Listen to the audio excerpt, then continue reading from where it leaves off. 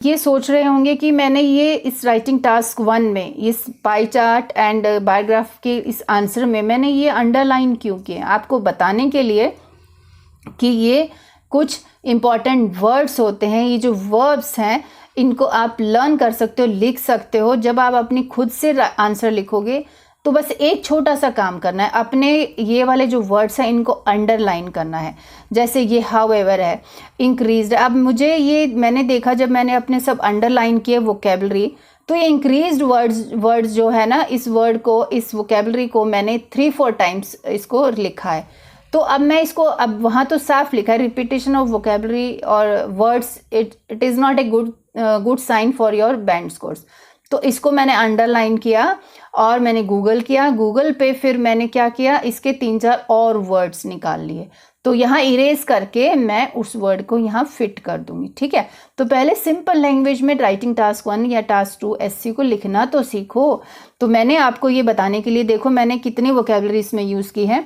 Overall it can be seen that, ये compound sentence में आ गया। एंड भी यूज़ किया, विटनेस्ड, द लीस्ट ग्रोथ भी यूज़ किया, स्मॉलेस्ट शेयर भी यूज़ किया, फास्टेस्ट ग्रोथ रेट भी यूज़ किया, as can be seen from the bar chart. देखो एनालाइजिंग द पाई चार्ट, ये सेंटेंस स्ट्रक्चर भी यूज़ किया, हाउएवर भी यूज़ किया, ओनली। देखो ना, जो परफेक्ट मतलब नहीं है, जो ये फिगर्स, उसको हम अप्रोक्स, रफली, ये सब करके यूज़ करते हैं। तो बस लास्ट में आपने अपने अंडरलाइन करने हैं जब प्रैक्टिस करते हो। तो फिर देखो कोई आपने रिपीट किया है तो उसको चेंज करो। देखो सिमिलरली ये भी कनेक्टर है, मोर ओवर भी लगाया है, ये कंपैरिजन भी किया है। फिर looking at the bar graph, so where it can be seen that witnessed, grew, growth ratio. देखो ना कितना सब चीज़ें लिखी हैं। देखो इसमें देखो क्या लिखा है, गिवन पाई चार्ट्स, ठीक है। और मैंने लिखा हॉरिजॉन्टल बार ग्राफ। देखो ये बार ग्राफ ऐसे वाला, अगर ऐसे वाला होता तो हम इसको वर्टिकल बार ग्राफ लिखते। तो अब शुरू करते हैं ये वीडियो। तो हेलो एवरीवन, मेरा नाम मोनिका, मैं आइल्स 9 हिंदी से हूँ। तो यहाँ पे इस वीडियो में मैं आपको combination of IELTS writing task 1 जो है, जिसमें पाई चार्ट और बार ग्राफ का कॉम्बिनेशन है, ये अभी रिसेंट एग्ज़ाम जो हुआ है 14 सितंबर 2024 को, उसमें ये आया था। बट एक और क्वेश्चन था राइटिंग टास्क 1, वो आपको अगर पता है तो उसमें आप प्लीज़ टाइप कर दीजिए कमेंट सेक्शन में, उसका क्वेश्चन मैं उसको बना दूंगी। तो अभी ये पूरा वीडियो जो है, how to write IELTS writing task 1 bar graph and pie chart combination task. तो मुझे जब डायग्राम मिल गया है तो उसके बाद आपको सबसे पहले क्या करना है, मतलब मुझे क्या करना है एज ए स्टूडेंट, तो मुझे देखना है कि ये 2 डायग्राम्स है, एक बार ग्राफ है और एक पाई चार्ट है। पाई चार्ट मैंने देख लिया, लेकिन ये बार ग्राफ कौन से वाला है, ये हॉरिजॉन्टल बार ग्राफ है, ठीक है। तो हॉरिजॉन्टल बार ग्राफ है। अगर ये बार ग्राफ ऐसे वाला होता तो हम इसको वर्टिकल बार ग्राफ लिखते। तो ये भी एक वोकेबलरी है, जब आप इंट्रोडक्शन लिखोगे तो आप हॉरिजॉन्टल बार ग्राफ लिखोगे। तो मुझे ये 2 टास्क पता चल गया। अब इनका टाइटल क्या है, percentage change in 2001, ported water consumption in 1991, ये है, यहाँ लिखा नहीं है, भूल गई मैं, 1991, ठीक है।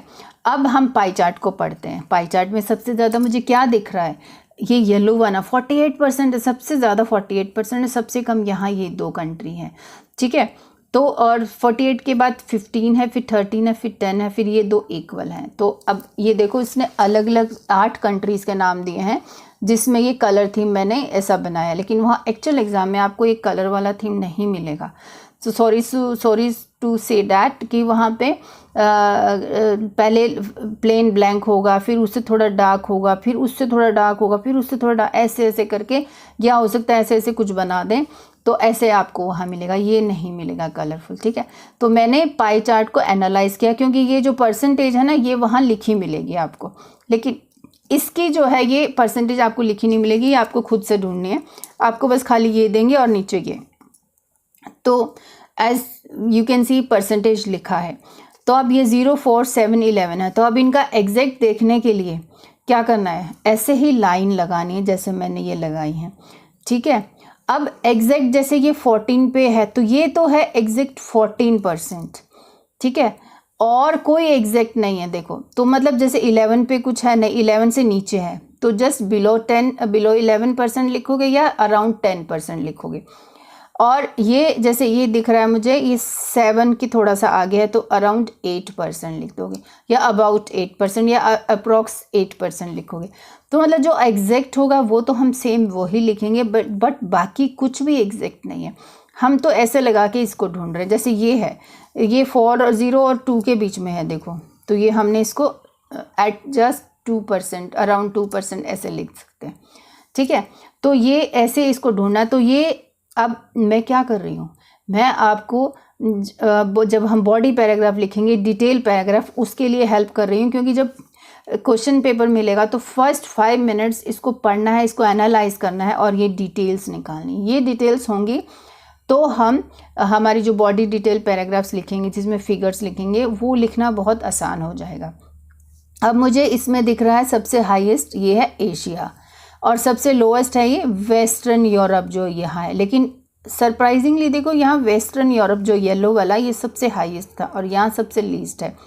एशिया जो था, एशिया ये वाला ग्रीन वाला, ये वाला, ये भी सबसे कम था और यहाँ सबसे हाईएस्ट है। तो मतलब अपोजिट ट्रेंड एक दूसरे को देखने को मिल रहा है, और ये दोनों सेम है, ये दोनों सेम है। तो ठीक है, जब हम बॉडी डिटेल पैराग्राफ में इन दोनों कंट्रीज़ को, मिडल ईस्ट एंड अफ्रीका को ही कंबाइन कर देंगे एक सेंटेंस में, लैटिन अमेरिकन, न्यूजीलैंड को भी कंबाइन कर देंगे, ठीक है।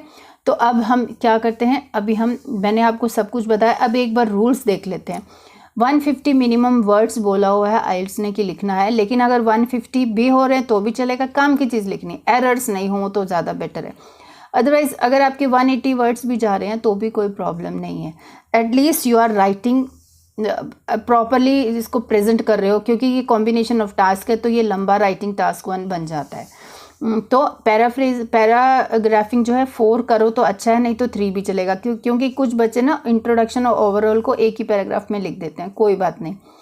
तो अब उसके बाद body detail 3 number, body detail 4 number paragraph, मतलब एक पहले हो गया इंट्रोडक्शन, फिर हो गया ओवरऑल, उसके बाद एक में बाय चार्ट लिख दो, एक में बार ग्राफ लिख दो, ठीक है। अब चलते हैं इंट्रोडक्शन कैसे लिखते हैं। Introduction simply means IELTS writing task 1 and 2 में एक सिंपल फॉर्मूला लर्न करो कि आपको क्वेश्चन स्टेटमेंट मिलने के बाद उसका पैराफ्रेजिंग करके लिखना है। Paraphrasing means using of some synonyms, और वो यूं का यूं सेंटेंस स्ट्रक्चर लिख दोगे तो भी कोई इशू नहीं है, लेकिन थोड़ी वर्ब्स चेंज कर दो तो ज़्यादा अच्छा है। देखो मैंने पाई ग्राफ लिखा है, तो मैंने लिख दिया द गिवन पाई चार्ट, मतलब जो दी गई हमें जो पाई चार्ट है तो मैंने वो लिखा। तो ये प्रेजेंटेड भी लिख सकते हो, the presented pie chart presents, तो यहाँ शो की जगह पे, शोज की जगह पे मैंने लिख दिया प्रेजेंट्स। यह डिपिक्ट्स भी लिख सकते हो, इलिस्ट्रेट्स भी लिख सकते हो।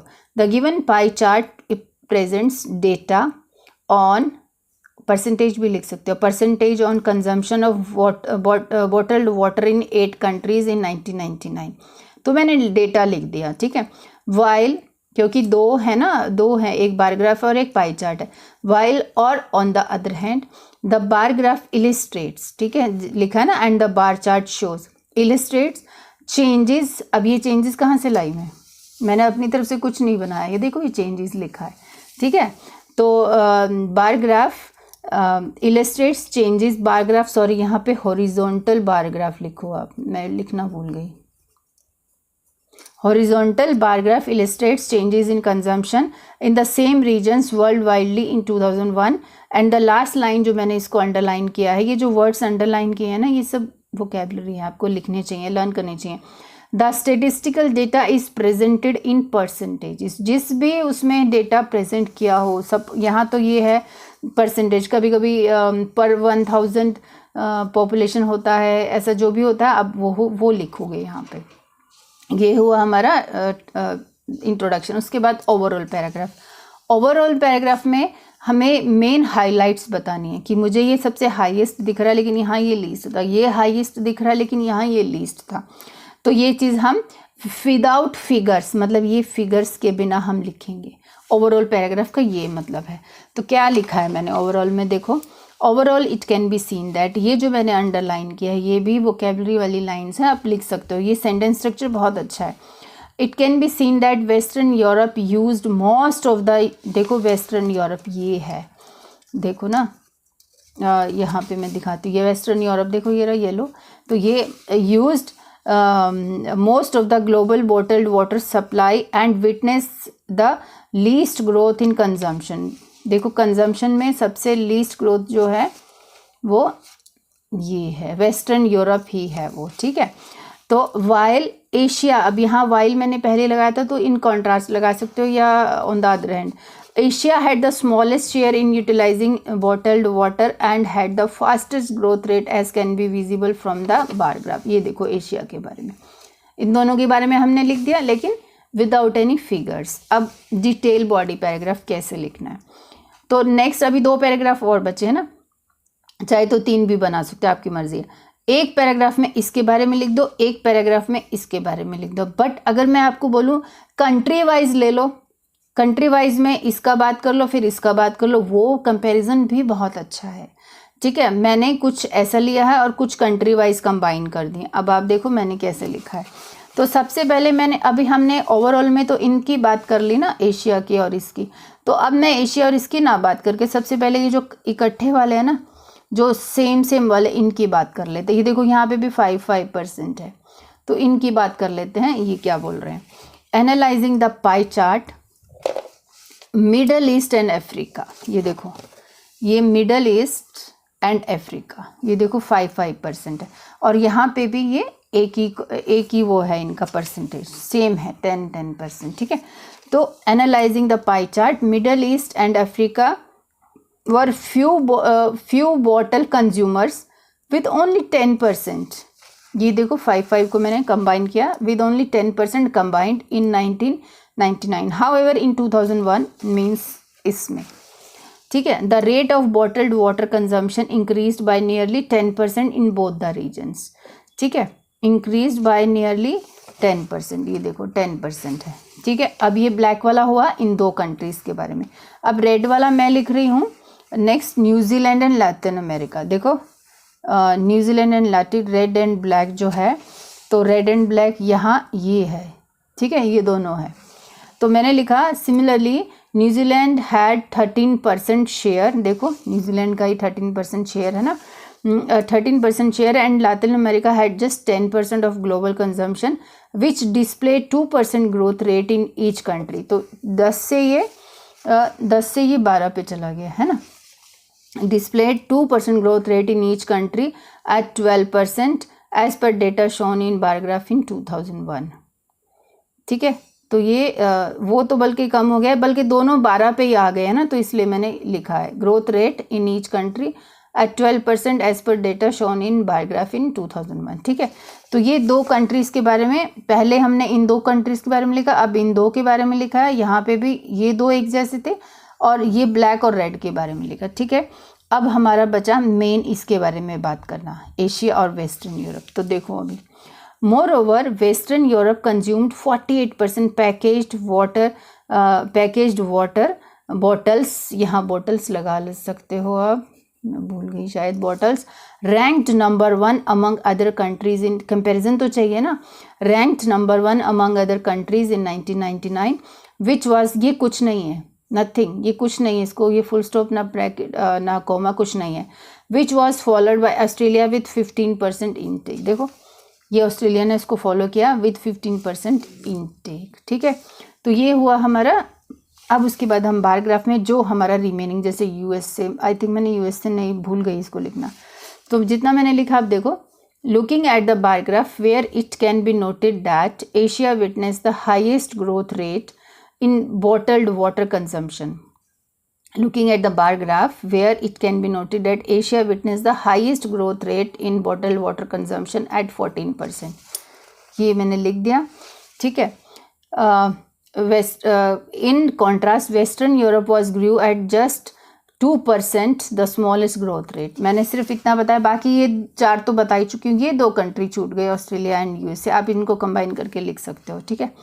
तो ये ऑलमोस्ट ये भी इक्वली चल रहे हैं, 8% ही लग रहे हैं, ठीक है। तो इनको कंबाइन कर दीजिए। तो मैंने ये लिखा है बार ग्राफ के बारे में, हाईएस्ट और लोवेस्ट उनका परसेंटेज दिया। तो ये मेरा रिपीट हो गया, ये इसको ना लिखें। Thank you so much. नहीं, लेकिन पहले मैं आपको